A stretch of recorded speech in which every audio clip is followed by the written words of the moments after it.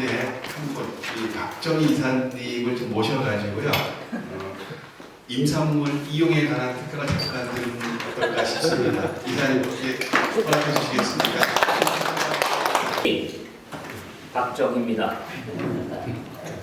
그 돌아가신 대통령 한자와 똑같습니다. 제가 학교 다닐 때는 제 이름을 잘 부르지 못했습니다. 선생님들이 각하 왔어? 이렇게 표현했는데 언젠가부터는 그게 장점도 되고 단점도 됐는데 제가 살아온 이제까지는 더 좋은 일들이 많이 있었다고 저는 생각합니다. 산에 대해서 아까 말씀드리면 산이 어느 계절에 제일 좋냐면 지금 오늘 들어올 과학원 정원에 진달래꽃이 피었습니다. 진달래꽃이 필 때부터 시작해서 아카시아 꽃이 필 때까지가 산이 제일 좋습니다. 우리 이철수 선생님 왜 그러신지 아시죠? 산에 가면 생각보다는 위험합니다. 모든 일들이 위험한데 제일 위험한 게 벌레들이 너무 많고 독충도 많고 우리가 생각하는 산은 우리가 공원이 아니고 자연들이 서로 경쟁하는 사회이기 때문에 위험해서 지금 진달래 필 때와 아카시아 피기 전까지는 그런 벌레들이 없어서 가장 좋습니다. 그렇게 제가 말씀드리시고요. 기회 되시면 저희 집에 오시면 한번 제가 구경시켜 드리겠습니다. 저는 이런 말씀을 드리고 싶습니다. 우리가 세계적으로 많은 국가가 있지만 숲을 갖고 있는 나라들이 보편적으로 많이 있죠. 예를 들어서 우리가 그 피라미드가 있는 이집트라든가 모로코는 숲이 한 평도 없습니다. 생각외로 숲이 없는 나라도 많습니다. 근데 우리나라는 숲이 기본적으로 3분의 2가 숲으로 되어 있습니다. 그 뜻은 뭐냐면 OECD 국가 중에서 숲이 가장 많은 나라는 핀란드입니다. 핀란드가 75% 정도 되고요. 그 다음에 스웨덴이 한 70% 정도 되고 일본이 69%입니다. 우리나라가 63%로 50국가 중에서는 네 번째로 많은 산림의 국가입니다. 그런데 지나가는 멋있는 남자와 아가씨가 내 새끼, 내 손주, 내 며느리가 아니면 의미가 없을 수 있습니다. 그래서 그 숲이 누구 거냐가 중요할 수 있어요. 우리 김수원 선생님? 네. 우리가 보이는 저 산은 숲은 누구 겁니까? 나무 거. 우리 허정은 선생님? 그 산이 누구 거죠? 누가 것도 있고 개인 것도 있지 않습니까? 우리 거. 보는 사람 거. 내가 보면서 내가 보고 보는 사람은 내 거야. 가장 첫 번째 제가 내 친구들이 고등학교 동기들이 저희 산에 와서 착각하고 지난 주말에도 저희가 행사를 했는데 일반적인 사람들은 그 숲이 나라 건 줄 알아요. 근데 우리나라는 오스트리아라는 나라가 있어요. 오스트리아 나라는 옛날에 황제 국가였잖아요. 근데 황제들이 사냥터를 많이 갖고 있었어요. 그 사냥터가 지금은 개인 숲이 돼서 전체 숲의 82%가 개인 겁니다. 우리나라는 세계 두 번째로 많은 개인의 숲입니다. 66.5%가 개인 겁니다. 3분의 2가 개인 겁니다. 왜냐면 우리 종 교수님 왜 개인 게 많죠? 대대로 내려가서 산나. 우리 조상들이 부모님들이 돌아가시면 어디로 모십니까? 산으로 돌아가잖아요. 그래서 조상 모신 땅으로 많이 갖고 있습니다. 전체 산림 중에서 220만 명이 산주입니다. 그래서 우리가 생각하는 숲은 국가 거는 26%밖에 안 됩니다. 국유림은 그리고 그 국이림이 우리가 보는 숲이 국가 거기 아니고 우리가 보는 숲들은 다 개인 겁니다. 국가 거는 저 산 등선 꼭대기에 있습니다. 그 다음에 한 8.5%가 지자체 겁니다. 공공림이라고 얘기하는 그 정도고 나머지들은 다 개인 겁니다. 그래서 오스트리아 다음으로 개인 살림이 많은 나라가 우리나라구나라고 이해하시면 됩니다. 그리고 유일하게 우리 숲은 다른 나라와 달리 산에 있는 모든 것들은 일반 소유주는 다른 나라들은 나무만 자기 겁니다. 임업 경영은 나무를 심고 가꾸고 수확하는 것이 임업 경영입니다. 근데 우리의 살림 임업 경영은 다릅니다. 외국과 다릅니다. 그게 가장 특징적인데 그 다른 내용이 뭐냐면 예를 들어서 우리가 핀란드나 독일 같은 데 가도 산주는 나무만 관리합니다. 근데 그 땅에 국민들이 들어가서 버섯도 따고 베리도 따고 채취할 수 있어요. 근데 우리는 숲에서 산림 경영의 큰 뜻은 나무도 생산하지만 숲 안에서 먹거리도 만드는 유일한 나라입니다. 그걸 우리가 임산물이라고 얘기합니다. 임산물. 우리의 산림 경영은 나무도 생산하고 숲에서 먹거리도 생산하고 그 다음에 또 한 가지는 산림 휴양시설까지 하는 것을 우리가 산림 경영이라고 이야기합니다. 지금 모든 나라들은 1차 산업에 대해서 국가가 지원 보조 사업을 해줍니다. 다시 말씀드리면 우리가 숲에서 생산하는 나무 기르는 것과 임산물을 생산하는 것과 산림 휴양시설을 국가가 지원합니다. 그럼에도 불구하고 이 시대에는 많은 사람들이 특히 청년들이 승계하지 않으려고 합니다. 1차 산업을 하려고 하지 않습니다. 그래서 모두 국가는 이 시대에는 1차 산업을 직불금이라는 형태를 지원합니다. 그 직종만 가지고 있으면 돈을 줍니다.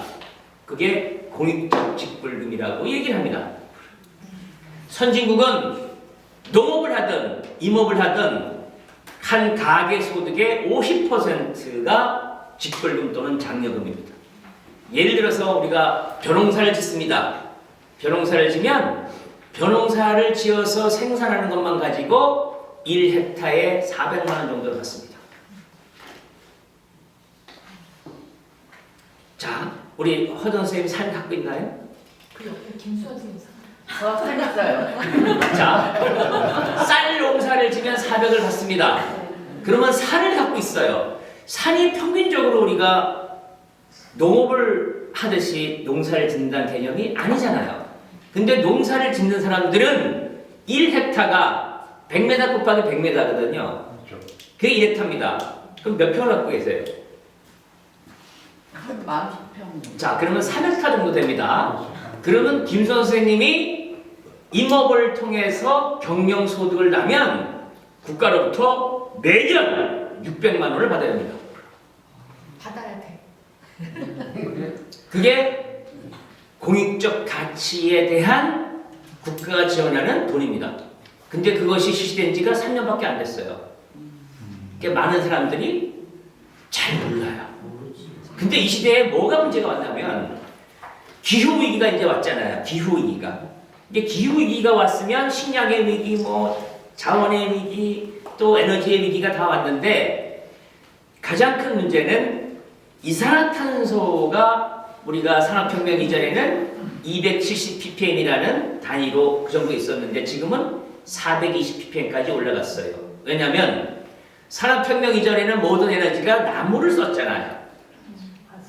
근데 나무를 이용하면 거기서 탄소가 발생시켜집니다. 근데 그 자리에 또 나무가 자라요. 그러니까 나무를 에너지로 쓰는 것은 탄소가 제로예요. 제로. 왜냐하면 그 자리에 또 탄소가 흡수되기 때문에. 근데 지하에 있는 석탄, 석유를 꺼냈으면 그것을 조담을 수가 없잖아요. 그래서 지금은 270이라는 ppm이 420ppm까지 올라가서 그런 온실가스들이 많이 있어서 그 하우스 같이 지구의 온도가 자꾸 올라갑니다. 자, 그러면 방법은 두 가지가 있어요. 대기 중에 이산화탄소를 제거하든지 아니면 우리가 자연 상태에서 인위적인 아닌 우리가 자연을 이용해서 흡수하는 방법이 두 가지가 있는데 첫 번째는 바다에서 흡수합니다. 바다에서. 근데 그 바다는 이산화탄소를 흡수할 수 있는 양의 한도가 지나쳤어요. 그래서 백화 현상이 일어납니다. 자, 이제는 육지에서 받아들일 수 있는데 우리가 할 수 있는 일은 자연이 아니고 우리가 할 수 있는 일은 나무를 키워서 탄소를 저장해서 그 나무를 별도로 목재를 쓰고 또 그 자리에 나무를 키우는 겁니다. 그러면 거기에 있는 탄소가 또 저장될 거잖아요. 그래서 오늘날 기후위기와 함께 살림의 가치는 자기 가족의 국가의 문제가 아니고 인류의 지속 가능한 유지의 핵심적인 요체가 숲이다라고 저는 말씀드리고 싶고요. 아까 우리 사장님 말씀하신 것처럼 우리가 임산물은 세계적인 먹거리입니다. 과거에 진시황이 불로초를 찾아 헤맸는데 그 불로초가 저는 대한민국에 있다라고 생각합니다. 자, 우리가 과거에 진시황 때부터 생각을 했잖아요. 어떻게 하면 병 걸리지 않고 오래 살까 고민을 했잖아요. 그래서 그 노력한 결과 우리 조원수 선생님 사람들이 왜 죽습니까? 나이 먹으면 늙어 죽더라 이거 아니에요, 그죠? 두 번째는 병들어 죽더라 두 가지가 있는데 나이가 들어서 자연 사는 거는 별도의 문제고 식물과 동물은 자기 생장 기간의 6배를 살아야 되는 것이 기본입니다. 내가 20살까지 성장했으면 그 사람의 수명은 120살입니다. 그래서 군대 가서 컸거나 초경을 자꾸 늦춰야 됩니다. 그래야지 오래 살 수 있다. 그거는 식물과 동물이 같거든요. 자, 그러면 병이 들어서 죽는 경우에는 대부분 면역이 떨어지잖아요. 오늘날 과학은 그 면역이 스트레스나 또는 독을 먹거나 이렇게 해서 면역이 떨어지는데 그 면역이 떨어지는 것을 오늘날 과학은 어떻게 하면 올릴 것인가에 고민을 하다가 답을 찾았습니다. 그게 뭐냐면 식물이 갖고 있는 자기 방어 물질이 있어요. 나무가 갖고 있는 자기 방어 물질은 피톤치드라 얘기를 하고 식물이 갖고 있는 자기 방어 물질은 피토케미칼이라고 합니다. 식물의 자기 방어 물질이라고 얘기합니다. 근데 그 피토케미칼을 사람이 먹었을 때 면역이 올라가는 것을 오늘날 과학은 규명했습니다. 그러면 우리가 식물은 우리가 먹는 작물 식물은 1년생이 있고 단연생이 있어요. 그러면 봄, 여름, 가을, 겨울을 견디는 단연생과 1년생을 비교했을 때 어떤 게 더 자기 방어 물질이 많을까요? 단연생이 훨씬 많습니다. 자, 1년생들은 그런 자기 방어 물질을 표현시킵니다. 그것은 색깔로 표현합니다. 색깔. 우리가 컬러푸드 음식을 먹으라고 얘기하잖아요. 컬러푸드 음식에는 자기 방어 물질인 피토케미칼과 항산화 물질이 높게 들어있다는 뜻입니다. 단연생은 자기 방어 물질을 두 가지로 표현합니다. 한 가지는 향으로 표현하고 한 가지는 모양으로 표현합니다. 예를 들어서 우리가 밭에 있는 더덕을 산에 옮겨 심었어요. 우리 그 종교 선생님, 산더덕이 향이 많이 날까요? 밭더덕이 향이 많이 날까요? 산더덕이 왜 향이 많이 나죠? 여러 가지 환경에 그 견뎠기 때문에. 자, 우리가 귀한 아들을 개똥이라고 얘기했듯이 우리가 환경에서 잘 관리되고 보호해주면 습으로 방어 시스템을 식물은 작동하지 않습니다. 우리가 거름 주고 잘 관리하면 우리가 미원을 먹잖아요. 그러면 핵산을 만들어내지 않습니다. 밭에서 잘 관리된 더덕은 스스로 보호물질을 만들어내지 않습니다. 우리가 밭에 있는 더덕은 산에 온 것이면 산더덕이 됩니다. 우리의 도시에 살던 사람이 병이 걸렸어요. 어디로 가야 됩니까? 산 사람이 되면 살 수 있습니다. 왜냐하면 밭에 있을 때는 자기 방어물질을 만들어내지 않지만 산에다 옮겨 심는 동안에는 온갖 주변의 적들이 나를 공격합니다. 그러니까 스스로의 방어물질을 만들어냅니다. 지나가다 더덕을 치면 향이 납니다. 그래서 그 향이 사람이 먹었을 때 한 번은 면역이 올라가서 피해가 있다. 아픈 사람들이 산에 들어가서 컵라면을 열심히 먹으면 되겠습니까? 더덕도 먹고 들도 따고 산도라지도 먹어야 됩니다. 그죠? 그러면 산에 살던 사람이 아프면 어디로 가야 됩니까? 병원으로 가야지. 죽어야 됩니다. 그래서 도시에 살던 사람들은 산에 가서 한 번은 더 기회가 있다라는 걸 꼭 말씀드리고요.